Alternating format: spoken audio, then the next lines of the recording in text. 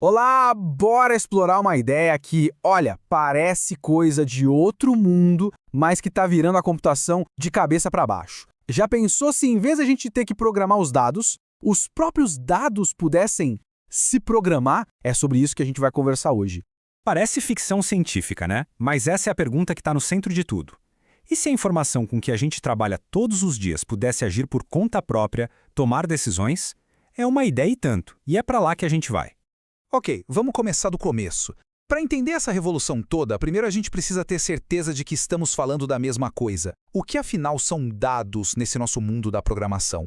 Bom, em qualquer linguagem, os dados têm o que a gente chama de tipos. É como se fosse uma etiqueta que diz, ei, isso aqui é um número, ou isso aqui é um texto. Um int, por exemplo, é só um número inteiro. É a informação no seu estado mais puro e simples que um programa pode guardar, bem direto ao ponto. E, historicamente, é assim que a gente enxerga os dados, como coisas passivas, inertes. Pensa neles como ingredientes numa prateleira de cozinha. Eles não fazem absolutamente nada sozinhos. É preciso que alguém escreva um código, que seria a receita, para pegar esses ingredientes e fazer alguma coisa, tipo somar dois números. Os dados só ficam ali, esperando. Só que essa abordagem dos dados passivos, ela está começando a criar uns problemas sérios, principalmente agora que a gente precisa de mais e mais velocidade. O grande desafio hoje em dia se chama paralelismo, e o nosso jeito antigo de pensar está ficando para trás. A verdade é que os processadores sozinhos não estão ficando muito mais rápidos para fazer uma única tarefa. O grande salto de performance hoje vem de fazer um monte de coisas ao mesmo tempo. Isso é o tal do paralelismo. É como ter vários cozinheiros na cozinha trabalhando ao mesmo tempo, em vez de um só fazendo tudo uma coisa depois da outra. E na vida real, o código para gerenciar esses vários cozinheiros se parece com isso aí. É um pedacinho de código em CUDA, uma linguagem para programação paralela. Complicado, né? Quem programa precisa dizer exatamente o que cada um faz, quando eles têm que esperar um pelo outro, como eles vão acessar os ingredientes da memória sem dar briga. É super poderoso, mas, nossa, é muito complexo. E isso leva a gente para o coração do problema. O que os pesquisadores por trás dessa nova ideia dizem é que esse tipo de programação está aumentando a lacuna entre algoritmos e implementação. Ou seja, a ideia original, que era simples, tipo somar todos os números de uma lista, se perde no meio de um monte de detalhe técnico sobre threads, sincronização e memória. O código acaba não tendo mais nada a ver com o problema que ele deveria resolver.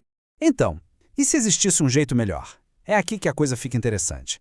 Entra em cena uma mudança de paradigma, um jeito totalmente novo de enxergar as coisas que eles chamaram de autonomia de dados. Lembra daquela pergunta lá do começo? Agora vamos olhar para ela como se fosse a solução.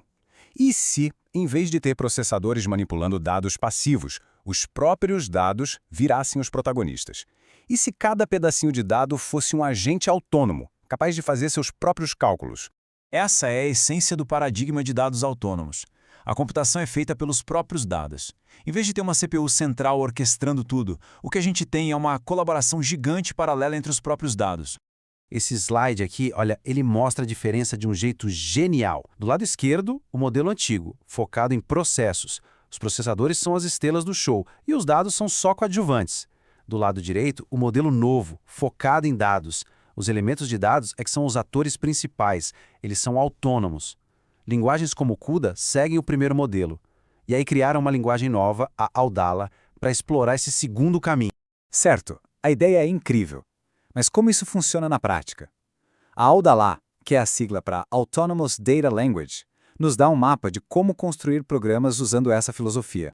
A linguagem toda se apoia em 3 pilares. Para ficar fácil, é só pensar numa orquestra. Primeiro, as structs. Elas definem quem são os músicos e quais instrumentos eles tocam. Segundo, os steps. São as notas musicais que cada músico sabe tocar. E terceiro, o schedule. Essa é a partitura, o maestro que diz para todo mundo tocar a mesma nota ao mesmo tempo. Isso separa de forma muito clara os músicos, as ações deles e a música como um todo. Tá, muito legal, mas, no fim do dia, por que tudo isso importa? Porque isso representa um jeito completamente novo de se aproximar da programação e os benefícios são bem claros.